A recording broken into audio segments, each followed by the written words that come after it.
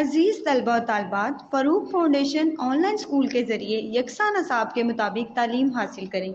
अगर हमारी वीडियोस पसंद आएँ तो चैनल को सब्सक्राइब करें और दोस्तों के साथ शेयर करें और बेल आइकन को लाजमी दबाएं ताकि आइंदा आने वाली तालीमी वीडियोस आप हासिल कर सकें। अस्सलामुअलैकुम बच्चों, कैसे हैं आप। उम्मीद है कि आप सब अपने घरों में खैर व आफ़ियत के साथ होंगे। बच्चों, फ़ारूक फाउंडेशन ऑनलाइन स्कूल से आप मुकम्मल तालीम हासिल करके बोर्ड का इम्तिहान बराए जमातिन नहुम और दहुम बेहतर तौर पर पास कर सकते हैं।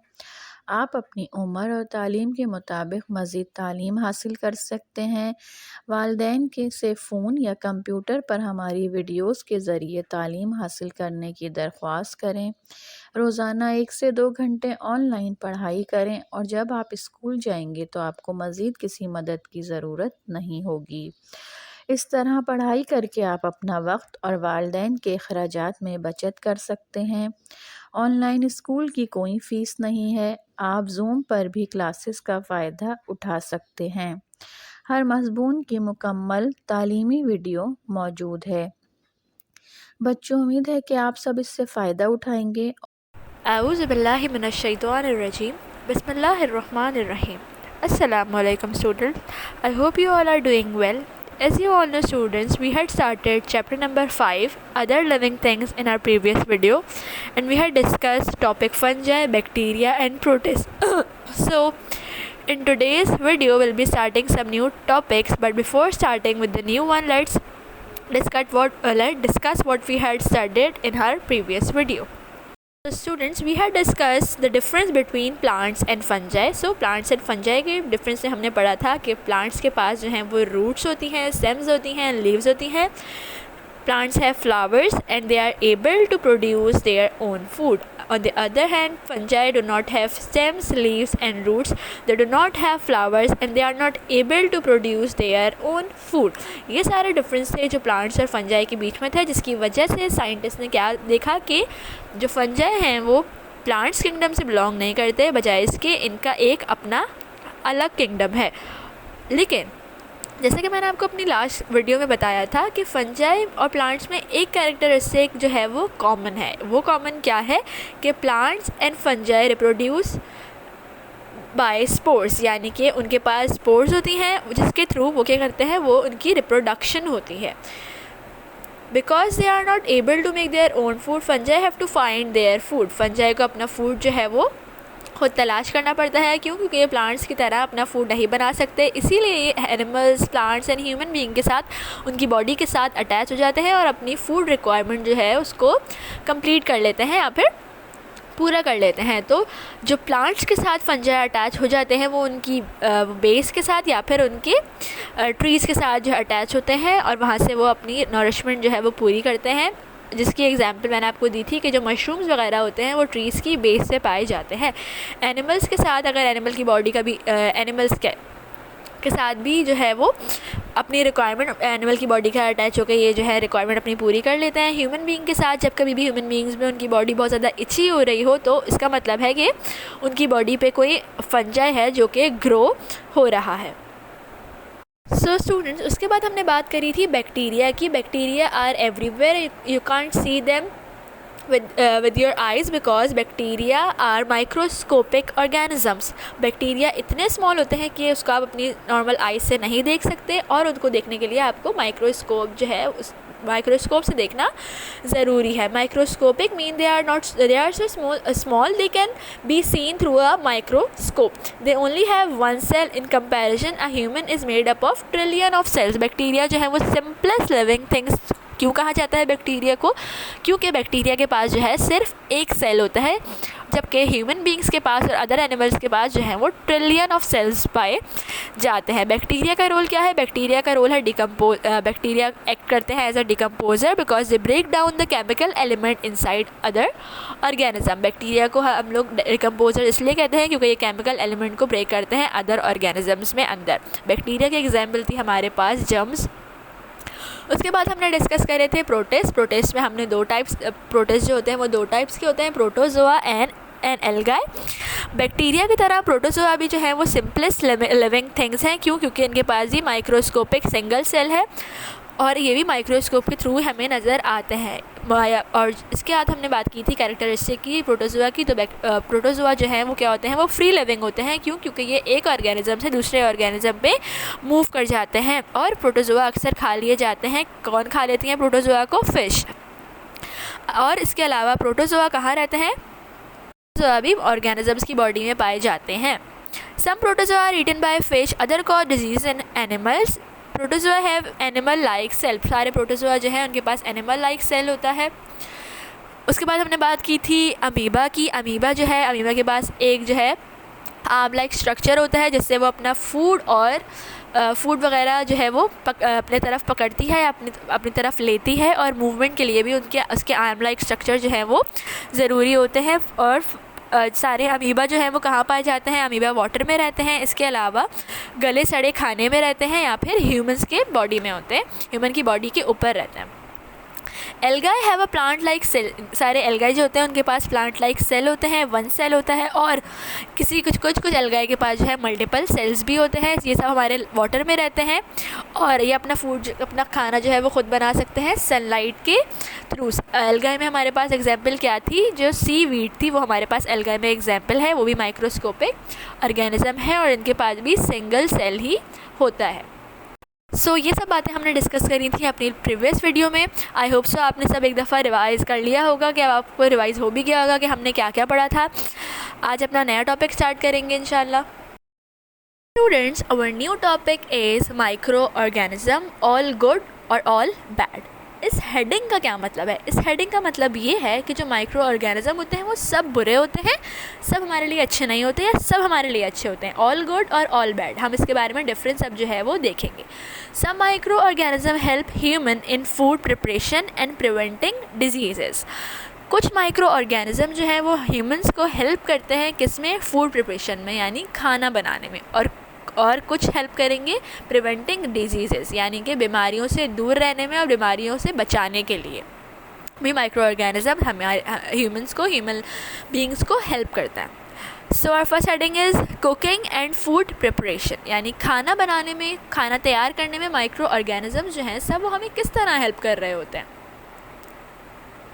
So, bacteria are used to make milk products such as yogurt, cheese, sour cream and buttermilk. Bacteria are also used to make vinegar.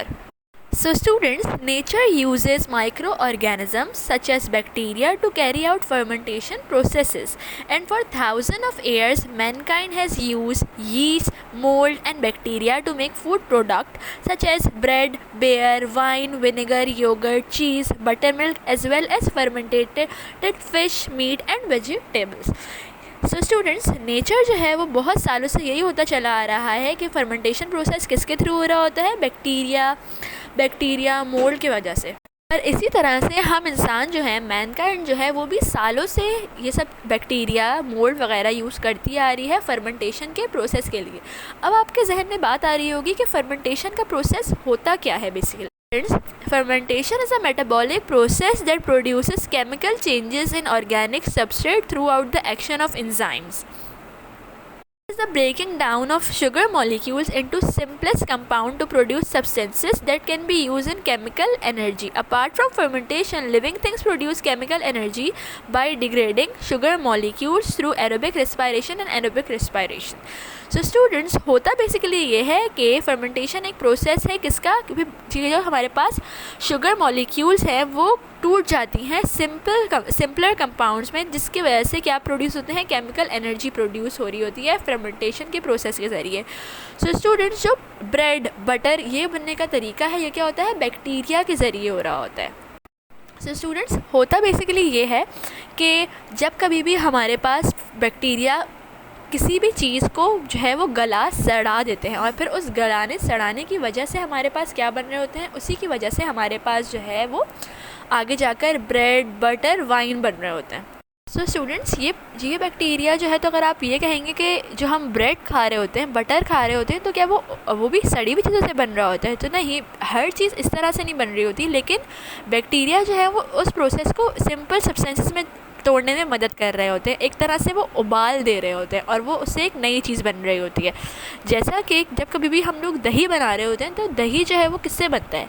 दही बनता है दूध के ज़रिए। तो दूध को आगे सिंपलर सब्सटेंस में जो है वो ब्रेक डाउन करना काम है फर्मेंटेशन प्रोसेस, जो कि कर रहा होता है बैक्टीरिया, या फिर बटर से या फिर मिल्क से आगे चीज़ बनाना। तो ये भी एक ऐसा कैसा है कि पॉसिबल के दूध से चीज़ बन रही है हमारे पास और हम चीज़ खा भी रहे हैं, तो वो चीज़ भी हम लोग दूध को बैक्टीरिया के थ्रू जो है कन्वर्ट कर रहे हैं सिंपलर सब्सटेंसेस में, लाइक चीज़ में, बटर में, योगर्ट में, दही में।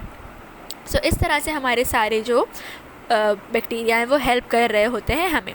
Bacteria are also use to make vinegar. Vinegar बनाने के लिए भी हम लोग जो है बैक्टीरिया को यूज़ कर रहे होते हैं।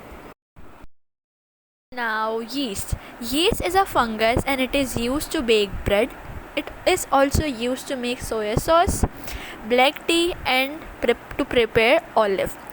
It have two main uses in food production: baking and making alcoholic beverages. They have been used in this way since ancient time. There is evidence that ancient Egyptians used yeast in bread making, and we have been making fermented drink like beer and wine from yeast. So students, yeast एक fungus है जो कि use करते हैं हम लोग baking में और इसके अलावा बेवरेजेस बनाने में, यानी कि जो अल्कोहलिक बेवरेजेस हैं उनकी हम मैन्युफैक्चर के लिए भी हम लोग यीस्ट जो है वो यूज़ कर रहे होते हैं। यीस्ट के दो फंक्शन ऐसे मैंने आपको बताया, baking and making alcoholic beverages. जो अल्कोहलिक ड्रिंक्स में अल्कोहल होता है उन ड्रिंक्स को बनाने के लिए हम लोग भी यीस्ट यूज़ करते हैं। और ये देखा जा रहा है कि जो एंशियंट टाइम है इजिप्ट जो है वो पुराने वक्तों के वो भी यूज़ करते थे यीस्ट को बनाने के, यीस्ट को यूज़ करते थे बेवरेजेस बनाने के लिए और ब्रेड को जो हमारे पास ब्रेड वगैरह होती है उसको बेक करने के लिए। तो बेकिंग के लिए क्यों यूज़ कर रही होती है? क्योंकि ब्रेड जो है वो फूली हुई होती है। अगर हम लोग उसमें यीस्ट या फंगस जो है वो ना यूज़ करें तो उसमें जो वो फूलेगी नहीं, जो उसमें बेक हो रही होती है वो नहीं आएगा। लाइक कह लें आप उबाल जो है वो नहीं आएगा और वो अच्छी तरह बेक नहीं होगी। तो बेकिंग के लिए भी हम लोग यीस्ट जो है वो बहुत ज़्यादा यूज़ कर रहे होते हैं। Now, preventing disease. Microorganisms that destroy other microorganisms are used in antibiotics.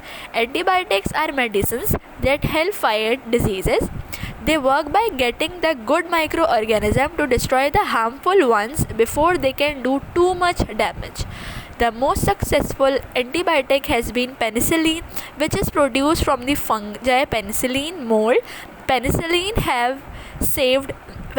has saved millions of people from dying from diseases.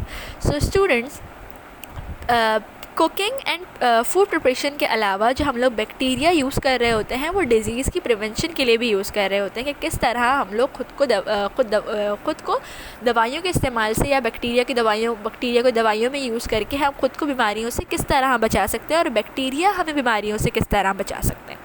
सो जो बहुत सारे माइक्रो ऑर्गेनिज़म्स हैं, जैसे कि मैंने आपको बताया, माइक्रो ऑर्गेनिज़म्स वो जो कि हम माइक्रोस्कोप से देख सकते हैं, वो क्या करते हैं, वो डिस्ट्रॉय करते हैं अदर ऑर्गेनिज़म्स को, यानी कि जो अदर ऑर्गेनिज़म्स हमारे लिए हार्मफुल हैं उनको वो डिस्ट्रॉय कर देते हैं। और ये सारे ऑर्गेनिज़म जो कि अदर ऑर्गेनिज़म्स को डिस्ट्रॉय कर रहे हैं वो हम लोग यूज़ करेंगे एंटीबायोटिक्स की मैन्युफैक्चर के लिए, यानी एंटीबायोटिक्स बनाने के लिए हम लोग जो है वो एजेड सारे माइक्रो ऑर्गेनिज़म यूज़ करेंगे। एंटीबायोटिक बेसिकली होती क्या है? Antibiotics are medicines that help fight diseases. So antibiotics सारी मेडिसिन हैं जो कि हमें हेल्प करती हैं डिजीज़ से फाइट करने में, बीमारियों से लड़ने में और ख़ुद को बचाने में। They work by getting the good microorganisms to destroy the harmful ones before they can do too much damage. So, antibiotics बनती कैसे हैं और काम कैसे करती हैं? हम लोग ऐसा माइक्रो ऑर्गेनिज़म लेते हैं जो कि हमारे लिए हेल्पफुल है और जो कि अदर हार्मफुल माइक्रो ऑर्गेनिज़म्स को मार दे। और फिर क्या होगा, जब हम लोग ये सारी एंटीबायोटिक्स लेने लगेंगे तो ये हमारी बॉडी में जो ऐसे माइक्रो ऑर्गेनिज़म होंगे जो कि हमारी बॉडी को बहुत ज़्यादा डैमेज पहुंचा रहे हैं, बहुत ज़्यादा डिजीज़ कॉज कर रहे हैं, उनको ये माइक्रो ऑर्गेनिज़म जो एंटीबायोटिक्स में हैं, अच्छे माइक्रो ऑर्गेनिज़म्स हैं, हमारे लिए हार्मलेस हैं, हमारे लिए हेल्पफुल हैं, वो सारे माइक्रो ऑर्गेनिज़म्स को मार देंगे इससे पहले कि वो हमारी बॉडी में बहुत ज़्यादा डैमेज जो है वो कॉज कर दें। The most successful antibiotic has been penicillin. Penicillin, which is produced from the fungi penicillin mold. Penicillin has saved millions of people from dying from diseases. So students, सबसे ज़्यादा जो यूज़फुल एक medicine है जो कि micro organism को बहुत ज़्यादा जल्दी जो है वो मार देती है, सक्सेसफुल एंटीबायोटिक कौन सी है? पेनिसिलिन है, जो कि बनाई गई है फंजाई से। फंजाई कौन सा? फंजाई पेनिसिलिन मोल्ड नाम है उस फंजाई का, जो हमने यूज़ किया एंटीबायोटिक्स बनाने के लिए। और पेनिसिलिन ने बहुत सारी ज़िंदगियाँ जो हैं बचाई हैं और लोगों को बीमारियों से मरने से भी बचाया है। So, while antibiotics fight diseases that have already started to infect the body, vaccines help to stop diseases becoming infectious. Vaccines are made from microorganisms that are the cause of infectious diseases. They work by giving the body a small amount of that disease so that the body can produce antibodies that can fight the virus in the future. So students, basically होता क्या है कि पहले तो हमें कोई लगा कि हम किसी किस्म की बीमारी हमें हो रही है या फिर हमें ऐसा कोई सिम्टम्स, साइंस एंड सिम्टम्स दिखे, तो हमने क्या लेना शुरू करी? एंटीबायोटिक्स लेना शुरू करी। वो एंटीबायोटिक्स जो कि बनी है गुड माइक्रो ऑर्गेनिज्म से, जो कि क्या कर देंगे? जो कि किल कर देंगे उन माइक्रो ऑर्गेनिजम्स को जो हमारी बॉडी के लिए अच्छे नहीं हैं। जब हमारी बॉडी उस बीमारी से लड़ ली और वो बीमारी से हम लोग अच्छी तरह सेहतयाब हो गए, तो अब क्या होगा? अब काम होगा वैक्सीन्स का। वैक्सीन क्या करेगी? वैक्सीन करेगी हेल्प हमारी बॉडी को। सो स्टूडेंट्स, बॉडी हम कि जो बीमारियां हमें हो चुकी हैं अब वो ज़्यादा इन्फेक्शियस ना हो जाए, अब वो आगे भी ना फैल सकें और वो फ्यूचर में भी हमारी बॉडी को सिक्योर करेगी। अब वैक्सीन्स भी माइक्रो ऑर्गेनिज्म से बनी हैं जो कि हमारी बॉडी को एंटीबॉडीज़ प्रोडक्शन में हेल्प कर रहे होते हैं। एंटीबॉडीज़ क्या होती हैं?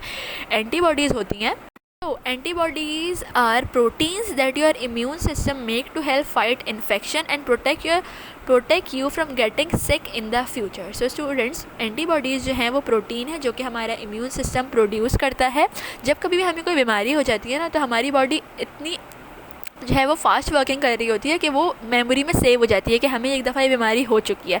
सो जब कभी भी हम उस बीमारी की वैक्सीन लगा लेते हैं तो हमारी बॉडी में एंटीबॉडीज़ बनना शुरू हो जाती हैं, ताकि वो मेमोरी याद कर लेती हैं कि अब जब कभी भी हमें इस किस्म का इन्फेक्शन या इस किस्म का कोई माइक्रो ऑर्गेनिज्म हमारी बॉडी में आएगा और इस तरह की डिजीज़ होने लगेगी तो उससे वो हमें पहले से ही बचा लेगी। तो एंटीबॉडीज़ का काम ये होता है कि वो हमें फ्यूचर के किसी भी इन्फेक्शन से बचा लेती है। So they work by giving the body a small amount of that disease so the body can produce antibodies. Vaccine से हमें क्या होता है, हमारे पास मेमोरी जो है वो सेव हो जाती है और वो हमें थोड़ी सी इस कदर ऐसी एक बीमारी होगी जिससे फ़ौरन ही हमारी एंटीबॉडीज़ बनेंगी, एंटीबॉडीज़ उस इन्फेक्शन को किल कर देंगी और फ्यूचर में भी अगर हमारी बॉडी में कभी भी वो माइक्रो ऑर्गेनिज्म दोबारा आता है तो वो मेमोरी फ़ौरन जो है दोबारा हम लोग हमारे जो बॉडी है उसके मैकेनिज़्म को, इम्यून सिस्टम को याद आ जाएगा कि ये बीमारी तो मुझे पहले भी हो चुकी है और इससे इस तरह फ़ाइट करना है, तो वो फ़ौरन वो बीमारी होने से हमें रोक लेगा और फ्यूचर में भी हम उस बीमारी से बच जाएंगे। So, the next heading is natural benefits. The human body has tens of millions of microorganisms inside it. Apart from preventing diseases, some microorganisms provide us with nutrients. Others break down food to make it easy to digest. Some microorganisms break down dead or dying organisms. This returns nutrients to the soil. For example, fungi that live on the plants help to cause the plant to rot and decay. When plants rot and decay, their nourishment goes into the soil and enables new life to grow. Microorganisms also break down waste at sewage plants, which make its disposal easier and safer. So students, हमारी human body के पास millions of micro organism जो कि उसके अंदर रह रहे होते हैं। Apart from preventing disease, micro organism जो हैं उनका काम क्या हो रहा होता है, वो प्रिवेंट कर रहे होते हैं डिजीज़ से कि हमारी बॉडी में किसी भी कोई डिजीज़ फ्यूचर में ना हो सके। सो इसके अलावा माइक्रो ऑर्गेनिज्म जो हैं वो न्यूट्रिएंट्स भी हमारी बॉडी को प्रोवाइड कर रहे होते हैं। और वो न्यूट्रिएंट्स हमारी बॉडी को किस तरह प्रोवाइड कर रहे होते हैं? क्योंकि ह्यूमन बॉडी के अंदर बहुत सारे माइक्रो ऑर्गेनिज्म रहते हैं। जो माइक्रो ऑर्गेनिज्म इंटेस्टाइन के अंदर रह रहे होते हैं वो हमारी डाइजेशन में हेल्प कर रहे होते हैं और हमारी बॉडी को न्यूट्रिएंट सप्लाई करने में हेल्प कर रहे होते हैं। यानी कि other break down food to make it easy to digest, यानी कि ब्रेक डाउन करवाते हैं फूड मॉलिक्यूल्स का, फूड पार्टिकल्स का, ताकि हमारा डाइजेशन का, हाजमे का जो प्रोसेस है वो बहुत ज़्यादा आसानी से हो सके। Some micro organism break down dead और डाइंग ऑर्गेनिज्म। कुछ माइक्रो ऑर्गेनिज्म जो है वो डेड जो है और डाइंग माइक्रो ऑर्गेनिज्म, ऐसे माइक्रो ऑर्गेनिज्म जो कि मर चुके हैं या जो मर रहे हैं, उनको क्या करेगा, उनका ब्रेक डाउन करवाएगा। और उनका ब्रेक डाउन करवा के कहाँ ले जाएगा वो, ताकि उसके सारे न्यूट्रिएंट जो हैं वो सॉइल को दोबारा मिल सकें। सो for example, fungi that live on plants help to cause the plant to rot and decay. वो फंजाई, वो माइक्रो ऑर्गेनिज्म जो फंजाई हैं जो कि रहते हैं प्लांट के ऊपर, वो क्या करेंगे, वो प्लांट को हेल्प करेंगे कि वो दोबारा क्या हो जाए, वो गल सड़ जाएँ। और वो जब प्लांट्स गल जाएंगे, सड़ जाएंगे, तो उनकी सारी नॉरिशमेंट किसके पास जाएगी, गल सड़ कर ज़ाहिर है मिट्टी में मिल जाएंगे, और मिट्टी को मिल जाएगी उसकी नॉरिशमेंट, ताकि जिससे वो एक नया प्लांट, एक नई लाइफ जो है वो दोबारा ग्रो कर सके। क्यों? क्योंकि हमारी जो सॉइल है, ज़ाहिर है उसको भी तो प्लांट्स ग्रो करने के लिए कोई ना कोई नॉरिशमेंट, कोई ना कोई फूड चाहिए। तो इसीलिए जब कभी भी प्लांट्स या एनिमल्स गल सड़ जाते हैं तो वो मिट्टी के अंदर जो है वो दफना दिए जाते हैं। तो उन गले सड़े प्लांट्स या एनिमल्स की वजह से उनको क्या मिल जाता है, उनको मिल जाता है सॉइल को अपना नॉरिशमेंट, अपने न्यूट्रिएंट्स, फूड, जो कि उनको बाद में एक नई लाइफ ग्रो करने में हेल्प करता है। Micro organism also break down waste at sewerage plants which make it disposal easier and safer. Micro organism क्या करेगा, ब्रेक करेगा वेस्ट को सेवरेज प्लांट्स में, ताकि जो डिस्पोजल है वो बहुत ज़्यादा ईजियर, आसानी से और सेफली किया जा सके। So, how are microorganisms harm? Some microorganisms have caused more harm to humans than all the wars that have ever taken place. These microorganisms have included bacteria and protozoa. Malaria is caused by a protozoan, while tuberculosis, diphtheria, typhoid fever, cholera, and dysentery and pneumonia are all caused by bacteria. There are other microorganisms that cause a lower level of harm. This harm include damage to clothes, shoes, carpets and other textiles and the contamination of the food. So microorganism जो हैं वो ये नहीं कि सिर्फ useful ही है, microorganism बहुत ज़्यादा हार्मफुल भी हैं। क्यों? क्योंकि कहा जाता है कि जितने भी ज़्यादा जो वॉर्स वगैरह हुई हैं, जंगें हुई हैं, उन्होंने भी ह्यूमन बॉडी को इतना नुकसान नहीं पहुंचाया, इंसानों को इतना नुकसान नहीं पहुंचाया जितना कि माइक्रो ऑर्गेनिजम्स ने पहुंचाया। क्यों? क्योंकि हमारे इन्वायरमेंट में, हमारी पूरी दुनिया में लाखों करोड़ों माइक्रो ऑर्गेनिजम्स पाए जाते हैं। These micro organism have included bacteria and protozoa. ये जो हमारे हार्मफुल बैक्टीरिया हैं उनमें हार्मफुल माइक्रो ऑर्गेनिजम्स हैं, उनमें बैक्टीरिया भी आते हैं और प्रोटोजोआ भी आते हैं। Malaria is caused by protozoan. Malaria जो है कि एक बुखार है, वो किसकी वजह से होता है, वो प्रोटोजोआ की वजह से होता है। Tuberculosis, typhoid fever, cholera, dysentery या नमूनिया, ये भी सारी बीमारियां हैं जो कि बैक्टीरिया की वजह से हो जाती हैं। There are other microorganisms that causes a lower level of harm. और कुछ और माइक्रो ऑर्गेनिजम्स भी हैं जो कि कम लेवल की हमें हार्म पहुंचाते हैं, लेकिन वो किस तरह के, वो हमारे हार्म पहुंचाते हैं हमारे कपड़ों को, शूज़ को, कारपेट्स को, टेक्सटाइल को और कंटेमिनेशन ऑफ फूड, यानी कि हमारे कपड़ों वगैरह को, शूज़ वगैरह को गला देते हैं, सड़ा देते हैं, या फिर उसमें किसी किस्म का कोई कीड़ा लग जाता है, या फिर जो हमारे फूड है उसको सड़ाने में भी, उसके गलने सड़ने में भी, या किसी भी किस्म के फूड पे हम अक्सर सुना होगा आपने कि फफूंदी लग जाना, तो वो फफूंदी लग जाना भी यही होता है कि उस पर किसी किस्म का कोई बैक्टीरिया या फिर कोई फंजाई जो है वो लग जाता है और वो जो फूड जो है वो गलना सड़ना शुरू हो जाता है। आई होप सो स्टूडेंट्स, आपको ये अपना चैप्टर नंबर 5 बहुत अच्छी तरह समझ में आ गया होगा। नेक्स्ट वीडियो में नेक्स्ट चैप्टर के साथ मिलेंगे। अपना बहुत सारा ख्याल रखिएगा। अल्लाह हाफ़िज़।